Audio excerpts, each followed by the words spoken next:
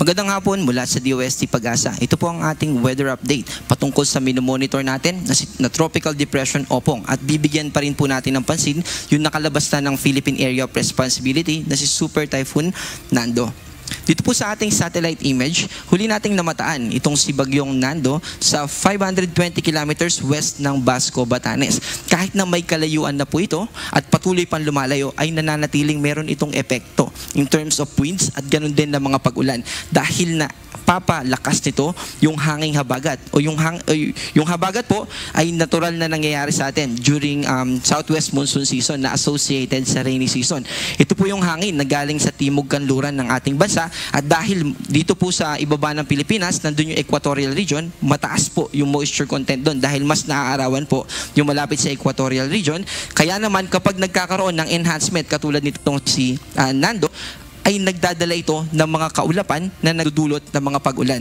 At bukod nga po dito kay Super Typhoon Nando, ay nakaka-apekto pa rin sa atin itong hanging habagat na binanggit natin kanina, at mas i-elaborate natin yung epekto nito sa mga susunod na slide, particular na dito sa Metro Manila, katulad ng mga nararanasan natin na pagbugso ng hangin at ganun din ng ulan. At itong si Tropical Depression na tinatawag na po natin ngayon na Opong ay pumasok na ng Philippine Area of Responsibility kaninang alas 4. At hindi po natin na-update itong satellite image natin dahil may mga kasabay po tayo na products.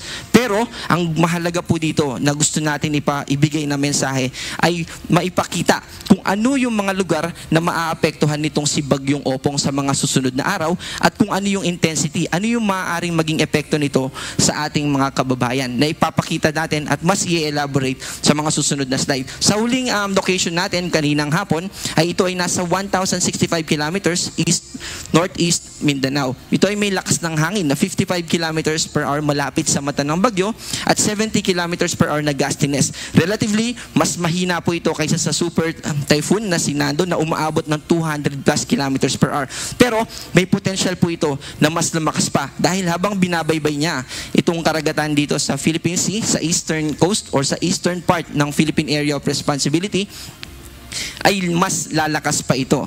At yun po ay papakita natin sa mga susunod na slides. Samantala, gusto po natin na ipabatid sa ating mga kababayan na meron tayong nakataas ngayon na yellow heavy rainfall warning signal. Ibig po sabihin ng yellow ay 7.5 to 15 millimeters na pag-ulan within 1 hour. So itong heavy rainfall warning natin ay nagpapakita ng mga potensyal na mga pag-ulan, lalo na dito sa mga nakataas na yellow. At ito namang orange, ito yung mga 15 to 30 millimeters na pag-ulan within 1 hour. At yung heavy rainfall warning po natin ay effective from 1 hour hanggang sa susunod na 2 oras or up to 3 hours. So yung nararanasan natin dito na yellow heavy rainfall warning ay medyo may kalakasan na, mas malakas naman po dito sa Zambales at sa Bataan. Yung nararanasan natin ng mga pag-ulan na ito ay associated pa rin dun sa enhancement na binibigay dahil sobrang laki po ni Nando. So yung hangin na pagbayo niya dito sa kanlurang bahagi ng ating bansa plus yung moisture ng habagat, so yun po yung nagko-contribute kaya nakakaranas tayo ng mga ganitong klase na pag-ulan. Samantala, meron pong nakakaapekto ngayon na light to moderate to occasional heavy rains dito sa Cavite, Rizal at Nueva Ecija. At yung light blue naman ay sa susunod na mga oras ay makakaapekto naman yung light to moderate to occasional rainfall or to occasional heavy rainfall dito sa Laguna, Batangas and Quezon.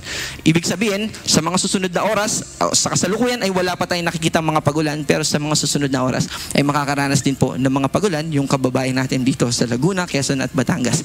Para po malaman natin, halimbawa pupunta po tayo dito sa Laguna, gusto natin malaman kung malakas yung ulan dyan, ito po yung pwede natin gamitin. At para malaman natin kung saan ba makikita yung ganitong products, pwede po natin bisitahin yung panahon.gov.ph. At hindi lang po yung NCR-PRSD na nagre-release ng ganito, yung iba pa nating kasamahan from Pag-asa Regional Offices, pwede rin natin makita dito yung mga i-release sa Northern Luzon, ganun din sa Visayas, sa Southern Luzon, at ganun din naman sa Mindanao.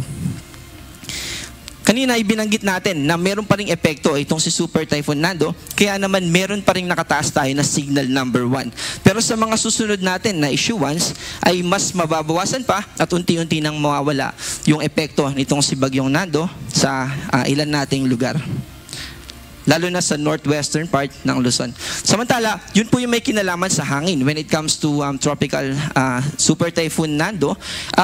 Ito naman yung associated or yung mga pag-ulan na dadalhin din nung binanggit natin kanina na interaction between kay Bagyong Nando at sa southwest monsoon or sa habagat.